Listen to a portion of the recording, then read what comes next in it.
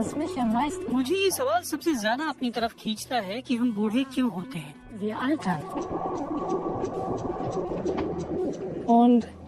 मैं हर हाल में समझना चाहता हूँ कि ये होता कैसे है और हम इलाज और दवाओं से इसे कैसे रोक सकते हैं ताकि हम बूढ़े होने की प्रक्रिया को धीमा कर सकें।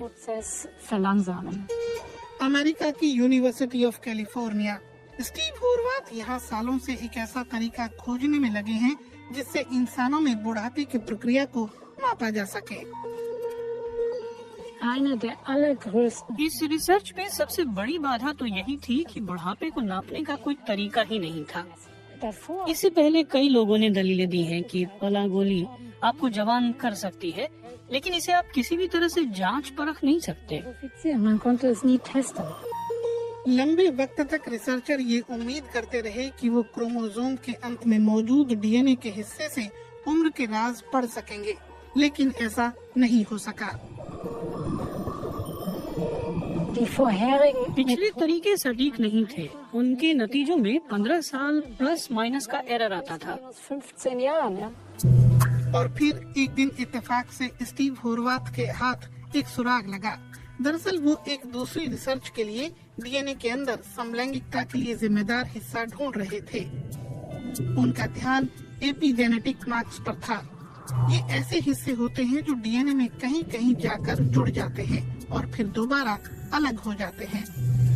स्टीव को आंकड़ा तैयार करना था कि इनमें कहाँ जुड़ने की संभावना है और कहाँ नहीं, और इसके लिए उन्हें हजारों कोशिकाओं पर ध्यान देना था। डाटा तैयार कर वो समलैंगिकता को समझने की कोशिश ही कर रहे थे कि तभी उन्हें बुढ़ापे का राज पता चला। मैं तो चकरा ही गया क्योंकि वो बहुत बड़ा संकेत था। मुझे यकीन ही नहीं हो रहा था इस एपिजेनेटिक डाटा पर बुढ़ापे का बड़ा असर देखा जा सकता था। उन्होंने पाया कि डीएनए पर लगे एपी मार्क्स उम्र के साथ खुद को बदलते हैं। डाटा को परखने पर उन्हें समझ आया कि उम्र के हिसाब से ये बदलाव कैसे होता है।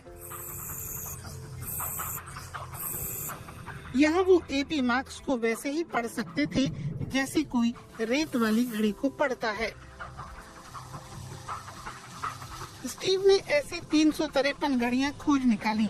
इन्हें समझकर इंसानी उम्र को 3.6 साल तक डिकोड किया जा सकता है। स्टीव अपनी मंजिल के करीब थे, लेकिन विज्ञान की कोई भी पत्रिका उनके रिसर्च को छापने को राजी नहीं थी।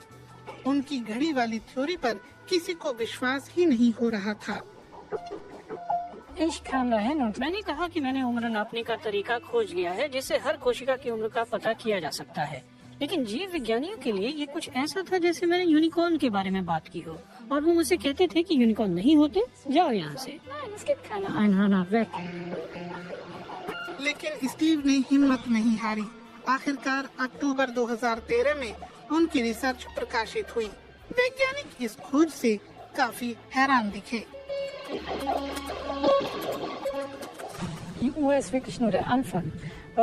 घड़ी की खोज अभी सिर्फ शुरुआत है। अब हम इसे इस्तेमाल करना चाहते हैं ताकि समझ सकें कि कोई एक कण, कोई एक जीन इस घड़ी पर कैसे असर करता है। हम बूढ़े क्यों होते हैं, ये पहेली अब भी हल नहीं हुई है, लेकिन इस राज की पहली परत से तो पर्दा उठ ही गया है।